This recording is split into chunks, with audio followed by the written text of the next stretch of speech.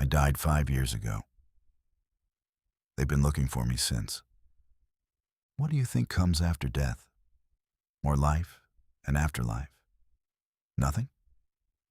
Well, I wish I could tell you I really do. But I have it on a reasonable suspicion that what I've gone through and still am isn't what comes naturally after a long, fulfilling life. I was a normal person. I truly, honestly believe that. I grew up to where technology was pretty developed, but still way less developed from now. I was born in the mid-90s, I think about 95, to a pretty well-off family and a twin sister. Every month, we'd go to our grandpa's house, who lived with some other woman his age, which I barely remember now.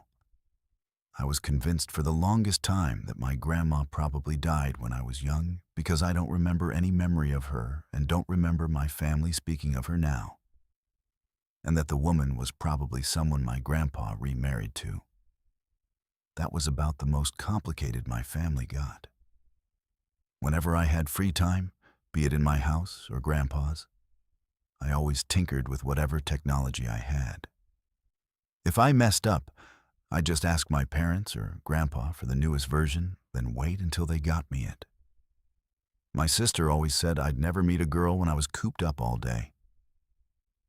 I proved her wrong when I met my future wife, Laura, in my junior year computer science class. She complimented me. I complimented back and asked to hang out at lunch. We started to talk and hang out more until we just settled on a real date and we hit it off, eventually becoming a couple.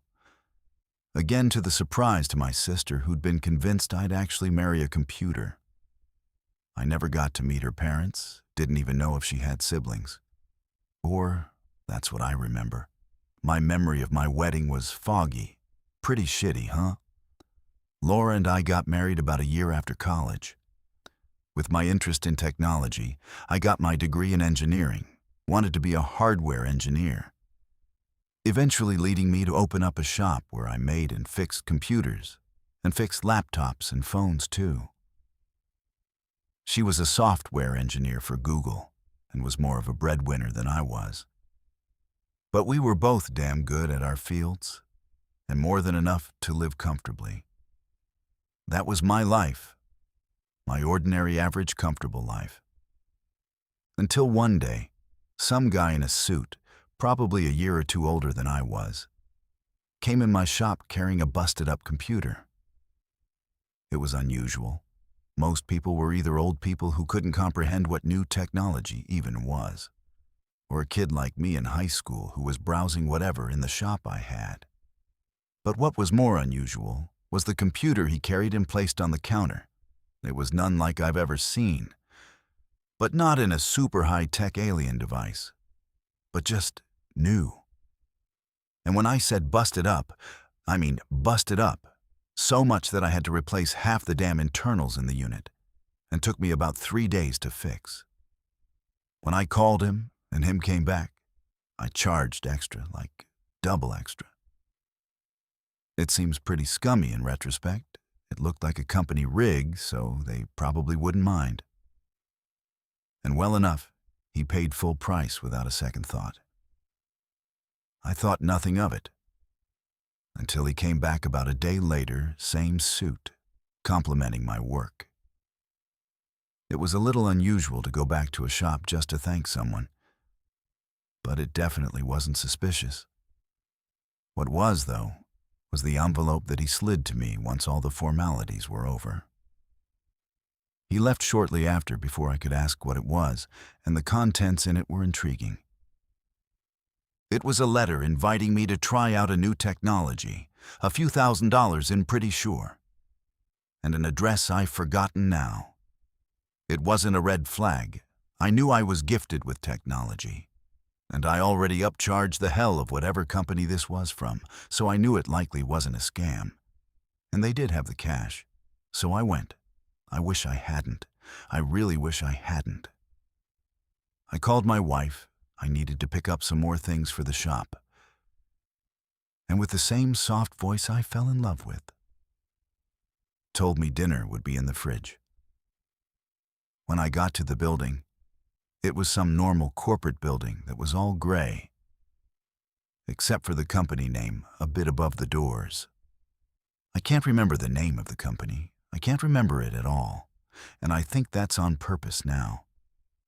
When I went through the door, I saw the same suited man behind a counter. We recognized and welcomed me and took me inside. The real inside of the building. And it was filled with technology I've never even seen before. It was likely all experimental, which made me more nervous about what I just walked into. He briefed me about the technology I'd be given. Or, I'm pretty sure he did. It's all a foggy memory now. All I could remember now is that he gave me a device. The device that ruined my life, and the cash, and I was on my way. It was black, shaped like an oval and small enough to fit in my hand. It had a display and a dot above it where a red light shined steadily. When I got in my car, I stared at it for a long minute, trying to figure out why they'd given me a few $1,000s for what looked to be a depressing corporate Tamagotchi. I was holding it to where my thumb was at the top of it. Then I felt a prick on it, dropped it immediately, and it clattered to my feet as I cursed and examined my thumb. Sure enough, there was a slight red accumulation of excess blood where it had pricked me. I picked it back up, and now the screen illuminated it, a greenish tint as a background, and a number 1 as the only other thing in the screen. I was about to storm back in there to question what the hell they were playing at. But it was getting late. So I cut my losses and decided to pick things back up the day after. That was the plan, until the crash. I was driving home, but things felt different. My car was shaking, and it was hard to steer. My tire check light was on, and I didn't notice. I thought I'd probably just got unlucky and hit something that punctured my tire. But I know now that wasn't the case. I was going to pull to the side of the road until the car at the opposite lane swerved into mine and crashed full force. I remember seeing a black-out van with a company logo on it, the same one of the company I got the device from. I had probably been flung out my windshield, and on my last breaths, I was right. Everything went black. I woke in a gray room that I didn't recognize, but I felt I should have. That I somehow felt guilty for forgetting. But I couldn't remember it. Different shades. The furniture was a darker shade than the walls, and the light outside the window was the brightest. There was an old woman sitting by a chair next to the bed I was laying in. The same guilty familiarity washed through me. Looking at her felt warm. It felt comforting. It felt familiar. But my mind couldn't remember anything. I tried to talk to her, I think. But she was like a mannequin, unmoving and empty. I got up after trying to talk to her some more and made my way to the glowing door. I went through it, and when I woke up, I was in an unfamiliar room, different to whatever place I just was in, whatever realm of reality I went to. It wasn't a dream. I knew it. I knew it because my body was still aching. My clothes were torn in places, and I had basically nothing except the device, the money, and my tool belt missing a few screws and drivers. No phone, no nothing. I figured out I was in a motel after I went outside, and the scent of cheap liquor and smoke hit me. I asked the receptionist when I'd gotten here, and I remember him saying he wasn't sure, and many people come and go. I decided to go and use a payphone to go call my wife, but I had forgotten her number. The only number I remembered was my sister's, because my mother put it in our heads to always remember each other's contact info, so we never got separated. I asked if she could pick me up, but she said she was visiting our Grandma Libby's grave. I don't know a Grandma Libby. I asked her what the hell she was talking about, and she scolded me about forgetting one of our grandmothers. I told her I didn't have time for games. But before I could tell her again to come pick me up from wherever the hell I was, a familiar blacked-out van pulled up. It was the same van that crashed into me. I booked it into the forest near the motel, and two men hopped out and chased me. I was smart. As I ran, I picked up 2 handfuls of rocks and put them in my tool belt. When I saw their flashlights get close, I'd throw some the opposite way to distract them while I ran, but they kept getting close. I thought I had been too close, but I figured something out. I pulled out a screwdriver from my belt and unscrewed the device. I spotted a very small tracking device, one I had recognized when some sketchy guy one day came in with a likely stolen company laptop. I ripped it out carefully enough so that nothing else could get damaged.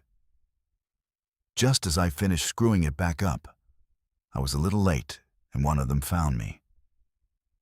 The other likely was plot up to cover more ground. I saw both of them earlier. One had a gun with a flashlight attachment, one just had a flashlight. I hit the jackpot. I got the one stuck with a regular old flashlight. Before they could radio their partner, I sprang up and drove the screwdriver through her temple. I felt guilty afterwards. But my body knew I'd likely die again, or worse, if I had let them take me. But as I stood over the body of the person I just murdered, the device beeped. I looked, and the screen that displayed a 1 previously now showed a 0, and the closer I put it to the corpse's chest, the more frequently it beeped. I felt a heartbeat still pumping. They were dead, but not yet. The body still had functions. The brain was likely screwed to all hell. A sickening thought went through my head. I poked a hole around the corpse's chest after I stripped it and stuck the device in. After a minute, I pulled it out, and after the blood dripped off, it went back to a 1. The body went cold to the touch right after, like everything forcefully stopped in it. It rapidly decomposed until just bone was left, and eventually dust. I ran away before the other could find me, but the person I killed had a phone, and before I made any other moves, I Googled my name. 26-year-old man found dead after a drunk car crash was the first result. I died, but I'm still here. I saw a video of my wife crying and bringing awareness to drunk driving, which was the suspected cause of the crash. They showed a duffel bag which was closed that likely contained my body. I couldn't go back, not without suspicion, not without questions, not to the normal life I wanted. I sobbed, too long, too hard. The other one found me, the one with the gun. I knew what would happen. A single quick moment of agonizing headache, then black, then back into the same gray room. This time, a new figure. Not just the old lady, a man. A man my age, eerily similar to my wife. Their hair, their damn face shape. I clicked. My sister scolded me about forgetting a grandma I knew nothing about, or maybe that slipped through my mind after jumping from a land of the dead to the living again. Now, probably a relative. Likely her brother. After I went back through the door and back into a different room which I figured out was some cabin in the woods in a mountain I lived near was, I decided to confirm something. Whatever happened to my body? Did it end up shriveling like the person I stole the life from? I had to find out before my mind started to panic of the possibility of 2 identical bodies being found. I didn't have 2 other twin brothers. Not that I remembered at least LMAO. I checked the death records from a phone unlocked that I had pickpocketed and searched my name. A gravesite near where I lived, typical. My wife probably wanted to visit me frequently. So sweet, so caring. And I had to give it all away for some dumb device and some easy cash. I went to the place after hitching a ride and snuck at night, so no one else saw the recently deceased car crash victim fine and dandy. I found my tomb and dug for at least 40 minutes with my hands until I clawed something solid, the coffin, with the same bloody screwdriver I piked through it. I found a suit with dust in it. I knew it. Rapid decomposition, just okay the man I killed. What shocked me, though, is what I was buried with. It was the device. I checked my pocket and I still had it. Had it copied itself when I died? The other thing was my wallet. I had 3 pictures. My wedding day with my wife, a picture of my family, my parents, sister, and woman. Then the third was another wedding picture. I'm sure I recognized it then, but I don't anymore. I think it was my family and sister on my side. Then her and a group of people, perhaps 3. I cried again, but I learned my mistake from before and composed myself, took the things, and put back all of the dirt I had dug up the best I could. Since then, I've discovered things about what I can do and what happens when I die. I've died about 7 times, and each time, my face is changed. Different bone structure, different space between my eyes, my nose length, everything. Some days I can't even recognize myself. Each death I forget a person in my life, and some other details too. I've forgotten my grandma Libby, probably my wife's brother. Likely my wife's parents, since they look like my wife, and her brother but older, and 3 either friends or relatives. I stopped trying to dig after my 4th death, aka my parents. As for the other details, the company name, likely intentional, and a lot concrete conversations I've had. Memories you'd keep subconscious, but you could recall it after some coaxing. I feel like a shell of a person. I feel like a walking corpse, with fragments of a man's memory, because that's basically what I am. I've tried to get rid of the device, but it just kept appearing shortly after. A pocket, a drawer, anything. I just gave in eventually, getting to some unsuspecting poor old sap and just borrowing their life. I live moving from state to state. The most I've stayed somewhere is about a year in Minnesota. But then I died, forgot how, and didn't care. It was my life now. Each time I came back, I had to unscrew the device and rip out the tracker. But sometimes I'd forget, and they would get close to catching me. But I've learned to be quick on my feet since the first few times. To the company who gave me the device that ruined my life, I hope you're satisfied. I wrote this so I can remind myself when I eventually run out of people that I forget. I have 12 on the device now and only remember, oh, so many people. I didn't meet much. I was a regular guy after all,